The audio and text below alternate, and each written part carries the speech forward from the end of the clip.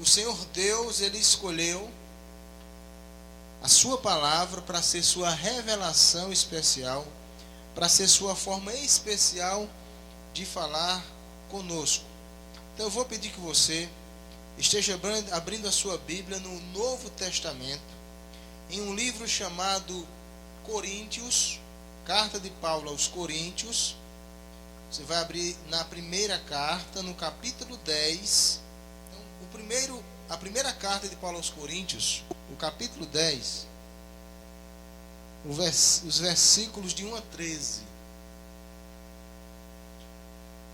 Deus, Ele sempre fala através da sua palavra. Se Ele não falar para todos, Ele fala para alguém, de maneira que você não pode perder a oportunidade de ouvir a palavra de Deus, porque certamente o Espírito de Deus, Ele aplica na nossa vida de acordo com as nossas necessidades. Então diz assim, o capítulo 10, os versículos de 1 a 13. O título é Exemplos da História de Israel. Adriano, tem Bíblia aqui, viu, Adriano? Vai compartilhar? Tá certo. Ora, irmãos, não quero que ignoreis que nossos pais estiveram todos sob a nuvem e todos passaram pelo mar, tendo sido todos batizados, assim na nuvem como no mar, com respeito a Moisés. Todos eles comeram de um só maná espiritual e beberam da mesma fonte espiritual, porque bebiam de uma pedra espiritual que os seguia, e a pedra era Cristo. Entretanto, Deus não se agradou da maioria deles, razão porque ficaram prostrados no deserto. Ora, estas coisas se tornaram exemplos para nós, a fim de que não cobicemos as coisas más, como eles cobiçaram. Não vos façais, pois, idólatras, como alguns deles, porquanto está escrito: o povo assentou-se para comer e beber, e levantou-se para divertir-se. E não pratiquemos imoralidade, como alguns deles o fizeram, e caíram num só dia 23.000. Não ponhamos o Senhor à prova, como alguns deles já fizeram, e pereceram pelas mordeduras das serpentes. Nem murmureis, como alguns deles murmuraram, e foram destruídos pelo exterminador. Estas coisas lhes sobrevieram como exemplos, e foram escritas para advertência nossa de todos nós outros, sobre quem os fins dos séculos têm chegado. Aquele, pois, que pensa estar em pé, veja que não caia. Não vos sobreveio tentação que não fosse humana, mas Deus é fiel e não permitirá que sejais tentados além das vossas forças. Pelo contrário, juntamente com a tentação, vos proverá livramento, de sorte que a possais suportar. Meus irmãos, a palavra hoje, como vocês mesmos acabaram de ler, é uma palavra muito simples e muito fácil de ser compreendida. A sua idade é a idade da sua história. Se você tem 40 anos, você tem então a história de 40 anos. Se você tem 50 anos, você tem uma história de 50 anos. E nessa sua história, nesse seu tempo de vida, se você anotou e se alguém anotou, certamente estará registrado muitos acontecimentos bons, porém certamente estará registrados muitos dissabores, muitas coisas desagradáveis na sua vida, porque a história de alguém é uma história onde acontecem no decorrer de sua vida coisas boas e coisas ruins. E certamente, se você olhar para a história de outra pessoa, você vai ver a mesma coisa. E a grande lição que nós temos hoje é para que servem os registros históricos, seja de povos, seja de pessoas. Quantas pessoas tiveram uma história e nessa história aconteceu alguma fatalidade por alguma imprudência dessa pessoa, e você sabe dessa história, e às vezes você repete a mesma coisa. As histórias, elas são escritas para nos ensinar qual caminho nós não devemos prosseguir. A história serve para a gente observar quais foram os erros cometidos no passado. Por exemplo, todos sabem que o final de uma vida de embriaguez é justamente uma cirrose, não é? Mas depois a morte. Todo mundo sabe que uma vida de crimes ou é a morte ou é a cadeia aqui no Brasil. Existe uma poesia do poeta paraibano Augusto dos Anjos, que ele dizia assim na sua poesia, ele dizia: bebi, mas eu sei por que bebi, eu buscava, entre verdes nuances de miragem ver, se nessa ânsia suprema de beber, eu achava glória que ninguém achava. Então todo dia eu me embriagava, novo sileno, em busca de ascender a essa Babel fictícia do prazer que todos procuravam, e eu procurava. Na atra estrada da vida que trilhei, quantos também deixei, mas não contarei isso a ninguém contarei a história dos que como eu foram buscar a glória, e dos que como eu irão morrer também. Augusto dos Anjos conta nessa história, nessa poesia, que ele achava que ele beberia diferente dos que já bebiam, e ele achava que teria um futuro diferente dos que beberam no passado, e ele termina dizendo que ele morreu do mesmo jeito que todo mundo morreu. Ou seja, as histórias que nós podemos conhecer, essas histórias têm muito a nos ensinar. E aí cabe você, ao ler a história, ao ver o final dessa história, o seu início, o seu desenvolvimento e o seu fim, você vai decidir se você deve seguir aquela mesma estrada ou se você deve mudar. Assim o apóstolo Paulo, inspirado pelo Espírito Santo de Deus, falando para uma igreja, a igreja que estava na cidade de Corinto, na antiga Grécia, o apóstolo Paulo, inspirado pelo Espírito Santo, vendo a vida da própria igreja, como a igreja vivia, e lembrando Paulo dos caminhos percorridos pelo antigo povo de Israel, o apóstolo Paulo vai traçar de forma resumida algumas lições que ele vê na história daquele povo de Israel. Primeira coisa que Paulo vai falar para os coríntios: olha, o povo de Israel foi um povo extremamente abençoado. Está logo nos primeiros versículos, ele vai dizer o que aconteceu com aquele povo. Ele vai dizer as coisas boas que Deus operou na vida deles. Desde a saída desse povo do Egito, ele começa falando justamente da libertação desse povo. Esse povo foi liberto de uma escravidão de 400 anos ou 430 anos. Esse povo vivia a pão e água, esse povo vivia escravizado, trabalhos forçados, sendo oprimidos. Essas pessoas viviam em uma vida de sofrimento constante. E era tanto sofrimento que esse povo clamava a Deus. Até que no capítulo 3 do livro de Êxodo, o Senhor fala para Moisés: olha, eu ouvi o clamor do meu povo e vou ajudar esse povo. E ali começa as bênçãos a acontecerem na vida do povo de Israel. Então Paulo começa a mostrar: esse povo saiu do Egito. Deus abriu o mar vermelho para esse povo passar a pé enxuto. Deus ainda batizou esse povo sob uma nuvem. Esse povo andou pelo deserto, esse povo não morreu de sede, esse povo não morreu de fome. Deus matou a sede a partir de uma rocha, Deus matou a fome dessas pessoas. Então Paulo começa a traçar as bênçãos, os milagres, as operações que Deus fizera na vida do povo de Israel, mostrando para os coríntios como o povo de Israel foi a princípio abençoado por Deus. Então a primeira lição que Paulo mostra, falando da história de Israel, é da bênção que esse povo teve de Deus, das bênçãos que esse povo recebeu de Deus. E se você procurar a história de qualquer pessoa, e você procurar a sua própria história, você vai ver que você também tem bênçãos para contar.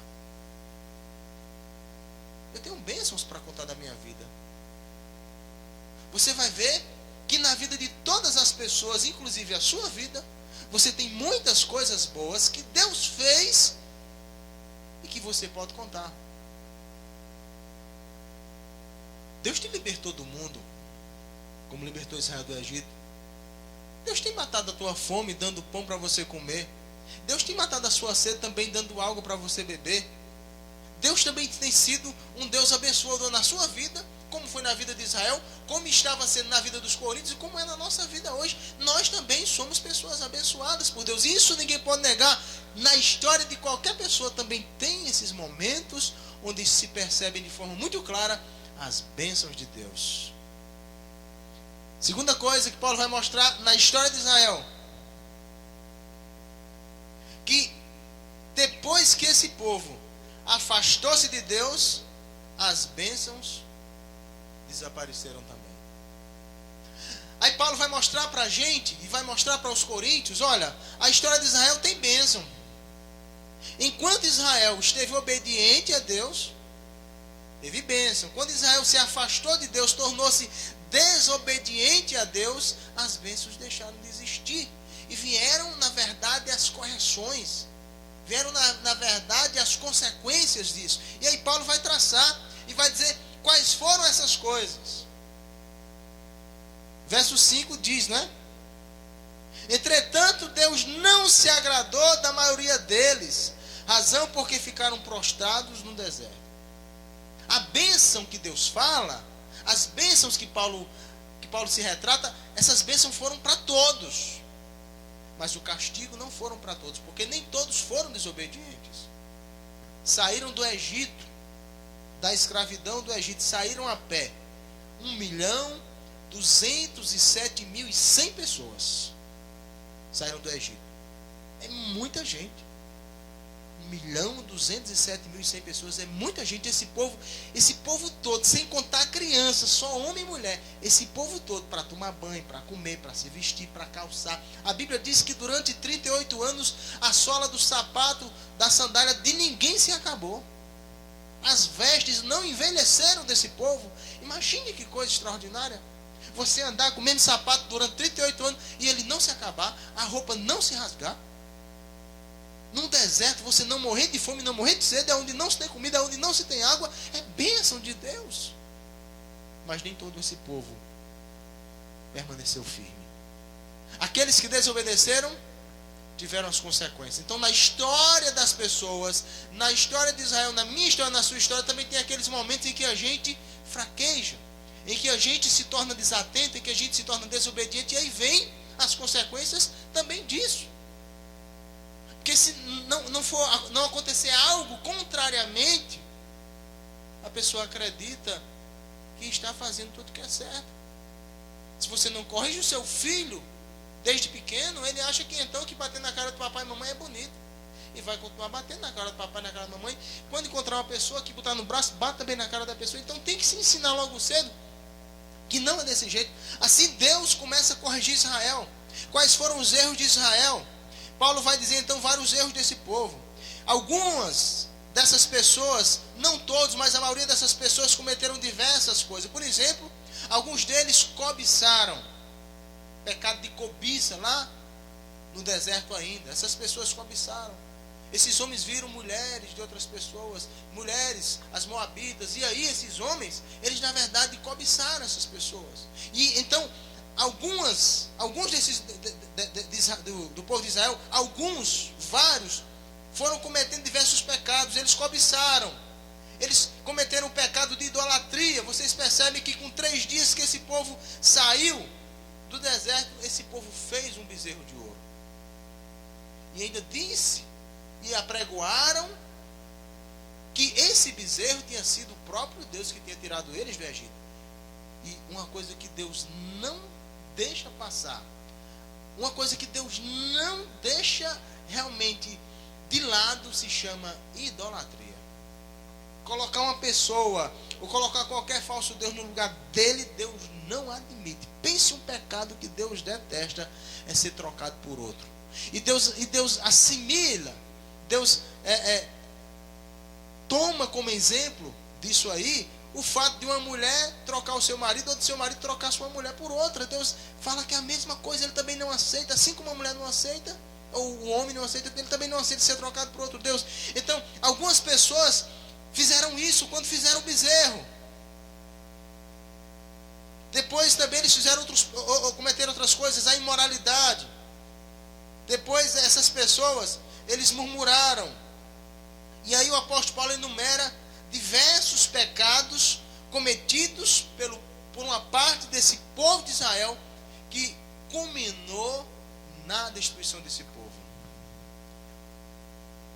38 anos de andada pelo deserto, morria em média 80 pessoas por dia. Faça as contas. 38 anos vezes 365 dias, não sei eu quanto é que dá, fiz as contas, mas morreu em 38 anos 1.100.000 e poucas mil pessoas. Mas claro que todo dia nascia gente. Saíram 1.200.000, todo dia ia nascendo gente, iam crescendo e se casando, mesmo no deserto, a vida continuou normal. Aquele povo foi andando e aquele povo foi vivendo a sua vida normal. Os casados continuaram casados, as crianças continuaram crescendo, alguns velhos foram ficando velhos, ficaram enterrados no deserto, mas esse povo se multiplicou mesmo nesses 38 anos. E por dia morriam 80 pessoas. Assim, Paulo vai mostrar que o povo de Israel, na sua história, eles não só gozaram das bênçãos de Deus, mas também aqueles que desobedeceram gozaram das consequências, não é? Se é que se pode falar de gozo, sofreram também as consequências de seus atos errados.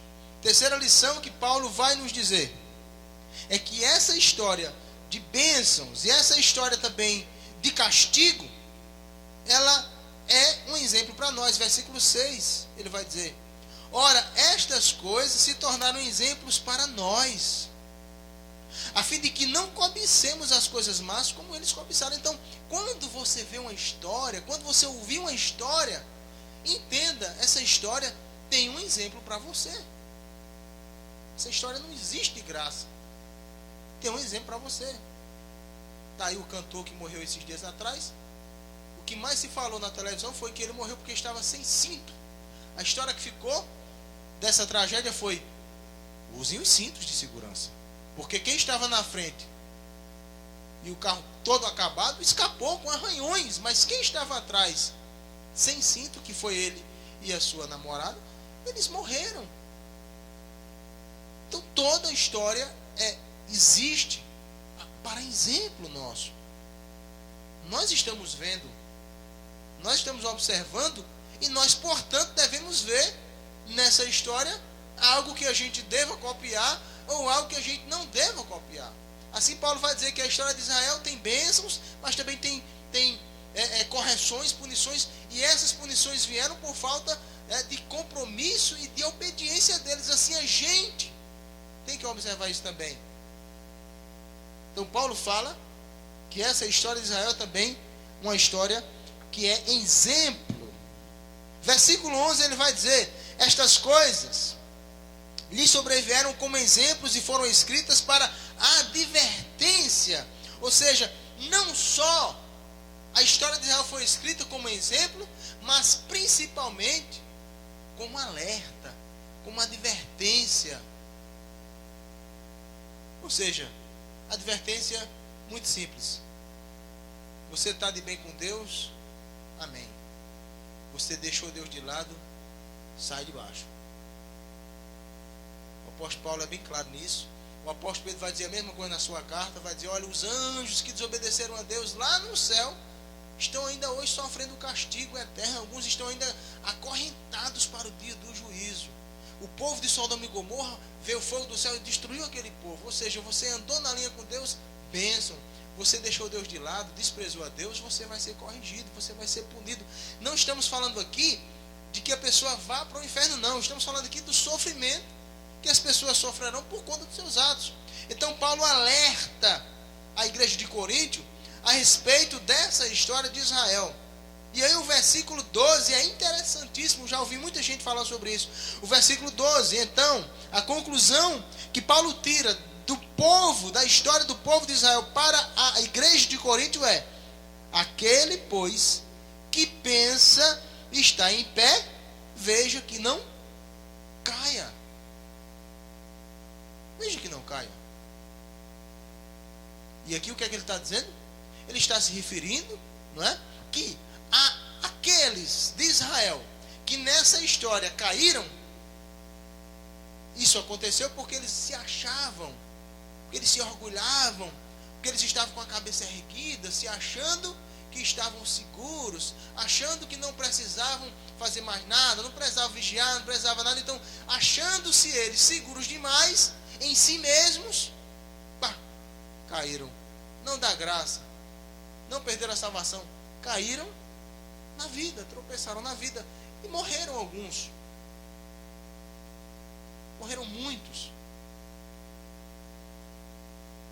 Eis aí o alerta de Paulo: quem está em pé, veja que não caia, seja humilde diante de Deus, entenda que somente a humildade e a submissão a Deus é que mantém o homem de pé, porque quem segura as nossas mãos, quem segura os nossos pés, não somos nós. Quem nos segura é Deus. Mas nós temos uma parte. A nossa parte é estar junto dele. Nossa parte é estar ajoelhado diante dele. Não é? Coloca uma pessoa. É a tentação que coloca uma pessoa no chão. Então Paulo vai dizer, olha, mas não vem a tentação que não seja humana. Tudo que vier para a sua vida, dá para você suportar. A preguiça para orar, a preguiça para ler a Bíblia, a preguiça para vir à igreja, a moleza para vir à casa do Senhor, não é? Então, seja qual for a tentação, Paulo diz, olha, a tentação é humana. A que vem para você e para mim é humana. Não é a mesma tentação que vem para um anjo ou para um animal. A tentação é de gente, de carne e osso, como eu e você.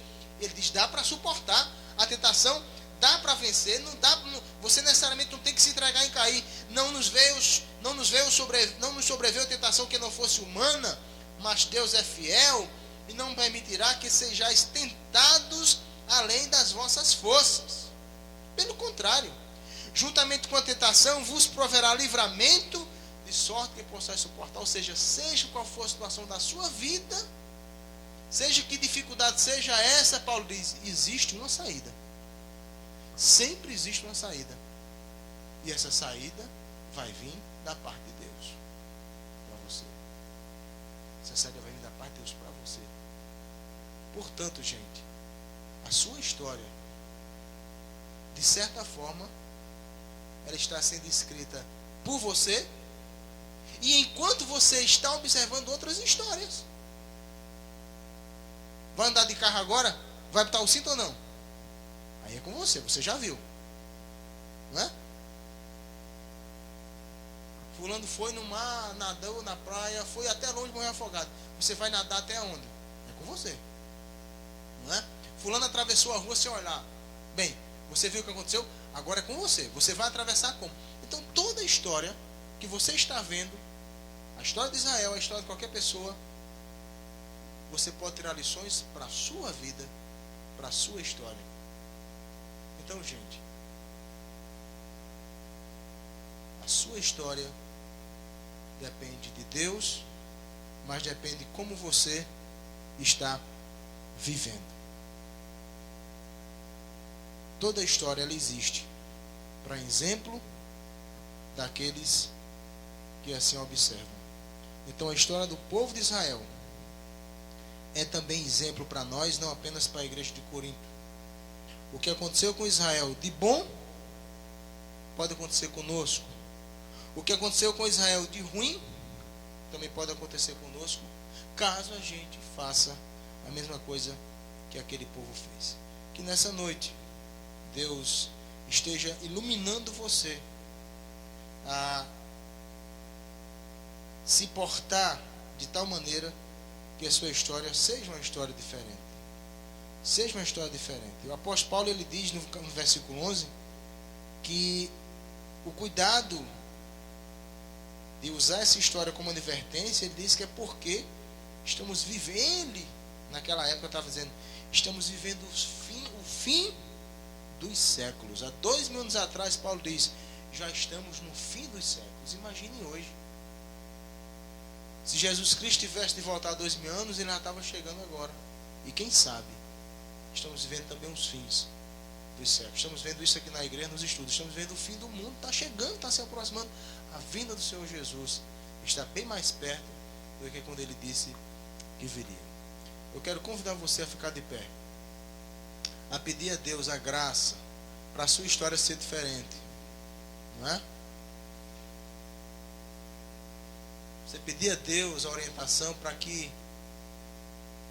esses exemplos e esse alerta da sua palavra seja tomado por você. Ô, irmão, se a gente pegasse todo o exemplo que a gente vê e a gente entendesse, certamente muitas coisas mudariam na vida da nossa sociedade, da nossa própria vida. Quantos jovens ainda entrando nas drogas, mesmo sabendo o final, né? Quanta gente morrendo na embriaguez, mesmo sabendo o final de cada coisa dessa. As pessoas sabem disso, mas elas não ligam, desprezam os exemplos. E você não pode fazer isso com você. Você é uma mulher que está na igreja, é um homem que está na igreja. Peça ao Senhor nesse instante que Ele faça forte diante das tentações. Mais uma vez eu quero trazer à sua memória a música que foi cantada ontem e hoje, e que o autor, de forma muito feliz, disse, não é, que não queria dar a Deus apenas algum momento, apenas um dia da semana, que não queria ocupar o pensamento com outras coisas, mas que queria ocupar o seu pensamento completamente com Deus. Pai querido e amado, no nome de Jesus Cristo, eu quero te pedir, Senhor, que a tua palavra ela venha a ser recebida por nós. Que a tua palavra ela venha a ser compreendida em nossa mente, em nosso coração, mas também essa palavra venha a ser aplicada e praticada por nós. Porque nós estamos escrevendo a nossa história. Nós somos aqueles que fazem as ações. Somos nós que executamos as nossas ações e as nossas obras. E de conformidade com o que nós fizermos, nós estaremos escrevendo a nossa história de forma a ter um final melhor ou a ter um final pior. Que os exemplos de outras pessoas observados por nós também sirvam de ensinamentos para nós. Nós te oramos no nome de Jesus. Amém.